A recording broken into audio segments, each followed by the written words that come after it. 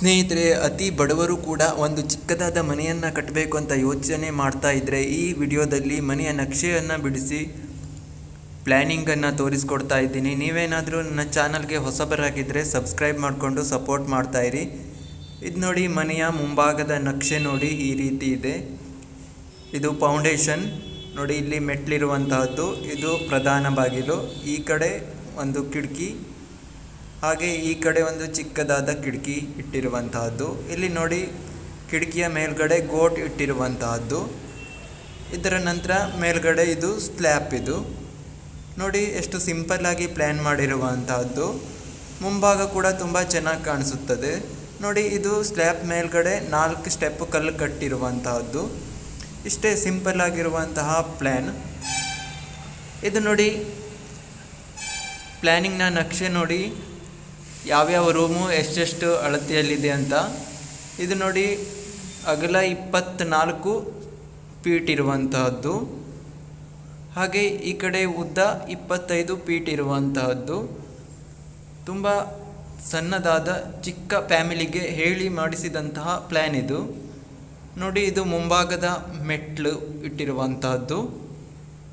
ಹಾಗೆ ಇದು ಕೆನಪಿ ನೋಡಿ, 11 ಫೀಟ್ 9 ಇಂಚು ಉದ್ದ, ಹಾಗೆ 5 ಫೀಟ್ ಅಗಲವನ್ನು ಇಟ್ಟಿರುವಂತಹದ್ದು. ಸೂಪರಾಗಿ ಪ್ಲ್ಯಾನ್ ಮಾಡಿದ್ದಾರೆ. ಈ ಕಡೆ ನೋಡಿ, ಉದ್ದ 11 ಫೀಟ್ 9 ಇಂಚ್ ಇರುವಂತಹದ್ದು, ಈ ಕಡೆ 5 ಫೀಟ್ ಇರುವಂತಹದ್ದು. ಹಾಗೆ ಈ ಕಡೆ ನೋಡಿ, ಪ್ರಧಾನ ಬಾಗಿಲ ಡೋರ್ ಇಲ್ಲಿ ಬರುವಂತಹದ್ದು. ಹಾಗೆ ಈ ಕಡೆ ನೋಡಿ, ಚಿಕ್ಕ ಕಿಟಕಿ ಇಲ್ಲಿ ಇಡಲಾಗಿದೆ. ಹಾಗೆ ನೋಡಿ, ಇದು ಹಾಲ್ನಲ್ಲಿ ನೋಡಿ, ಅಳತೆ ನೋಡಿ,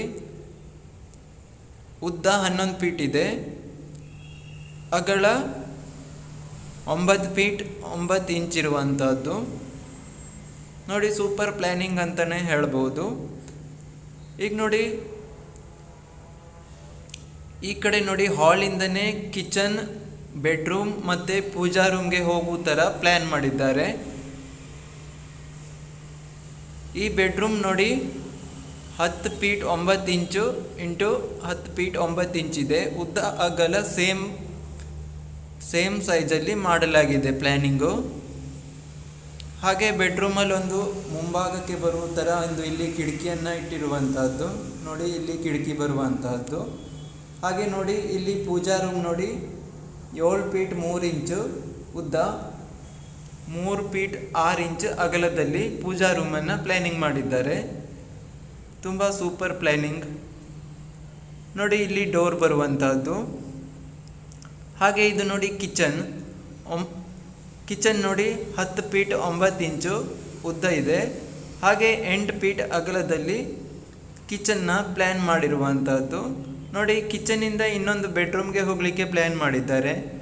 ಇದು 11 ಫೀಟ್ ಉದ್ದ, 8 ಫೀಟ್ ಅಗಲದಲ್ಲಿ ಪ್ಲ್ಯಾನ್ ಮಾಡಿರುವಂಥದ್ದು. ಈ ರೂಮಲ್ಲೂ ಒಂದು ಈ ಸೈಡಲ್ಲಿ ಕಿಟಕಿಯನ್ನು ಇಟ್ಟಿದ್ದಾರೆ. ಕಿಚನಲ್ಲಿ ಕೂಡ ಈ ಕಡೆ ವಿಂಡೋ ಇಟ್ಟಿದ್ದಾರೆ ನೋಡಿ. ತುಂಬ ಸೂಪರ್ ಪ್ಲ್ಯಾನಿಂಗ್, ಸಿಂಪಲ್ ಆಗಿರುವಂತಹ ಪ್ಲ್ಯಾನಿಂಗ್ ಇದು ನೋಡಿ. ಚಿಕ್ಕ ಫ್ಯಾಮಿಲಿಗಂತೂ ಇದು ಸೂಪರ್ ಪ್ಲ್ಯಾನಿಂಗ್ ಅಂತಲೇ ಹೇಳ್ಬೋದು ನೋಡಿ. ಕಿಚನ್ನಿಂದ ಈ ಕಡೆ ಇಲ್ಲೊಂದು ಡೋರ್ ಇಟ್ಟು ವಾಶ್ರೂಮ್ ಮಾಡಲಿಕ್ಕೆ ಇಲ್ಲಿ ಪ್ಲ್ಯಾನ್ ಮಾಡಬಹುದು.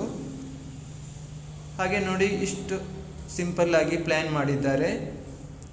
ಇದು ನೋಡಿ, ಎಷ್ಟೆಷ್ಟು ಎತ್ತರಕ್ಕೆ ಯಾವ್ಯಾವುದು ಕೆಲಸವನ್ನು ಮಾಡಬೇಕು ಅಂತ ಇಲ್ಲಿ ಪ್ಲ್ಯಾನಿಂಗನ್ನು ಕೊಟ್ಟಿರುವಂತಹದ್ದು ನೋಡಿ. ಫೌಂಡೇಶನ್ ಆದಮೇಲೆ ಯಾವ್ಯಾವ ರೀತಿ ಕೆಲಸಗಳು ನಡೀತದೆ ಅಂತ, ಎಷ್ಟೆಷ್ಟು ಹೈಟ್ಗೆ ಯಾವ್ಯಾವುದು ಮಾಡಬೇಕು ಅಂತ ಇಲ್ಲಿ ಪ್ಲ್ಯಾನಿಂಗ್ ಮಾಡಿದ್ದಾರೆ.